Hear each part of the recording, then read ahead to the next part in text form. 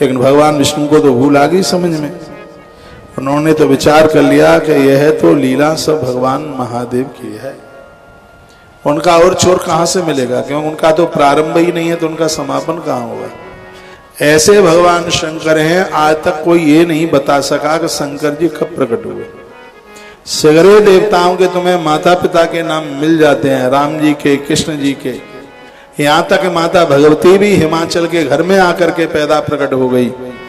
लेकिन भगवान भोलेनाथ के माता पिता कौन, किनके घर में पैदा हुए, कब पैदा हुए, ये आज तक कोई पता नहीं लगा पाया।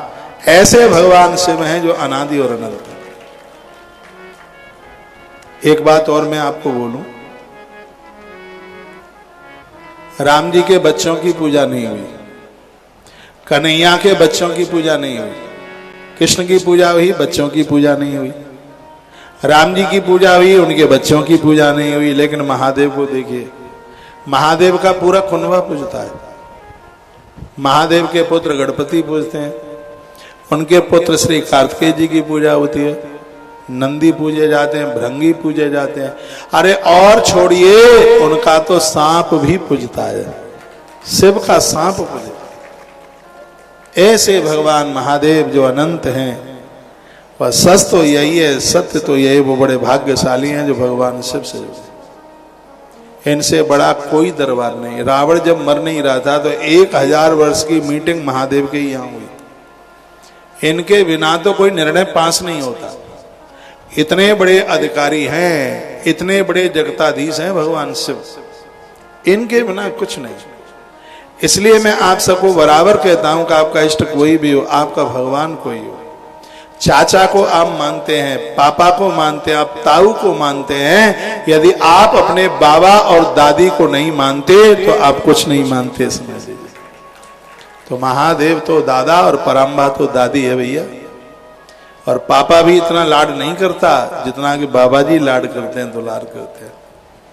वो भाग्यशाली हैं जो शिव के साथ जुड़े हैं। मैंने अपने जीवन में पहली बार, मैं बहुत छोटा था, मैंने सागर मंथन की कथा कहीं से पढ़ी। कथा पढ़ रहा था और आंख में आंसू थे। शिव के प्रति उसी दिन से महादेव के प्रति मेरी श्रद्धा जुड़ी है। बात इतनी सी थी बस, पता नहीं कौन सा शब्द मोड़ दे जीवन। इतनी सी बात थी, बात इतनी सी थी, कितनी सी थी, ये लिखा था कि वो महादेव है जो स्वयं विष पी गए और दूसरों को अमृत पिला गए। जो दूसरों के हित के लिए खुद विष पीता है, इससे बड़ा देवता कौन होगा। रहने के लिए बरगद का पेड़ है, कोई महल महलायत नहीं, कोई दुकान मकान नहीं, बागंबर लपेटे तन पर, चपटी विभूति की बहुत भक्तों को देता है। ऐसा निर्गुणी, ऐसा निर्विकारी, जिसकी तीसरी आंख की अग्नि कामदेव को जला करके भस्म कर देती है, जिसके पास काम नहीं है, बीतानुरागी है, जिसका एक बार नाम लेने से 1000 बार गंगा नहाने का फल प्राप्त हो जाता है, जिसके नाम की इतनी बड़ी महिमा है, जिसका नाम कोई ले रहा हो तो उसके मुख का दर्शन कर ले, उसे त्रिवेणी नहाने का फल प्राप्त हो जाता है। ऐसे शिव से दूर मत जाना, ये अनादि है, अनंत है, आपका बाल बांका नहीं होने देगा। भगवान प्रभु श्री राम जी ने समुद्र के किनारे पर बालू के शिवलिंग बना करके पूजा की, तो उसमें से प्रकट हो गए, कहा राघव वरदान मांगो।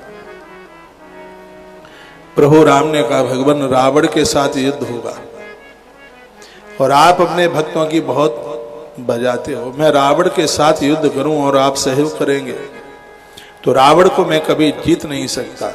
जब तक युद्ध चले तब तक आपको समुद्र के किनारे ही बैठना है। भगवान ने कहा हो जाएगा, एक मांग मेरी भी है तुम्हारे सामने।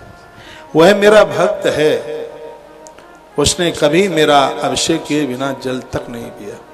लंका से रोज मानसरोवर गया मुझे नहलाने के लिए, कैलाश गया मेरी स्तुति करने के लिए। हाँ घमंडी था, अभिमानी था, मैं उसका संग देने के लिए नहीं जाऊंगा, यहां बैठ जाऊंगा, लेकिन एक वायदा आप भी कीजिए, उसके मरने के बाद में उसे अपना धाम दीजिए। भगवान ने कहा ऐसा ही। तो शंकर तो ऐसे हैं जो सबका कल्याण चाहते हैं, जो सबकी मुक्ति चाहते हैं। ऐसे भोलेनाथ से कभी दूर नहीं जाना। सावन का महीना है, आप व्रत नहीं कर पा रहे हैं तो एक लोटा जल आप चढ़ा सकते हैं, एक दिया जला सकते हैं। लोग पहले काम कराते हैं फिर भोग लगाते हैं। मनौती पहले कर डालो, काम बाद में होता रहेगा। मैंने ऐसे भी सेठों को इस धरती पर देखा है, एडवांस पहले दे देते हैं, काम बाद में कराते हैं। केवट ने भगवान को कहा आप ही आप हैं, आप जैसा कोई नहीं है। क्यों? आप एडवांस पहले देते हैं और काम बाद में कराते हैं। केवट बोला कभी राम कथा सुनाऊंगा, विस्तार करूंगा, अभी जब कर लो तो बाद में कर लो। केवट ने कहा भगवान को कि भगवान आप एडवांस पहले देते हैं, अग्रिम भुगतान पहले करते हैं और काम बाद में कराते हैं। राम जी ने कहा ऐसा मैंने कब किया? केवट की आंख में आंसू आ गए। केवट ने कहा भगवान शरीर पहले दे दिया, इससे बड़ा धन क्या होगा दूसरा। शरीर पहले दिया आपने और काम आप बाद में करा रहे हैं। ऐसी अग्रिम पेमेंट करने वाले तो भगवान आप ही। ऐसा प्रभु है जो खजाना पहले भर देता है, तुमसे काम बाद में लेता है। हमें और आपको भी चाहिए कि मांगे बाद में, प्रार्थना पूजा आराधना साधना पहले। लोग कहते हैं आप हमारा यह काम कर दीजिए, हम ये भोग लगाएंगे, यज्ञ करेंगे, घंटा चढ़ाएंगे, वो करेंगे, फला करें ढिका करें। पहले घंटा चढ़ाई दो ना, हाँ काम तो हो ही जाएगा। ऐसे भगवान शिव एक बार जिह्वा से जिनका नाम निकल जाए, हजारों यज्ञ हजारों बार गंगा स्नान। जो भगवान का नाम ले रहा है उसका मुख दर्शन तत्काल त्रिवेणी स्नान का फल दे दे। ये सावन के महीने में ऐसे भगवान भोलेनाथ की आराधना, उनकी साधना करते रहना। नारायण तो वापस आ गए, सूकर भेष बनाया था, चरणों में प्रणाम किया।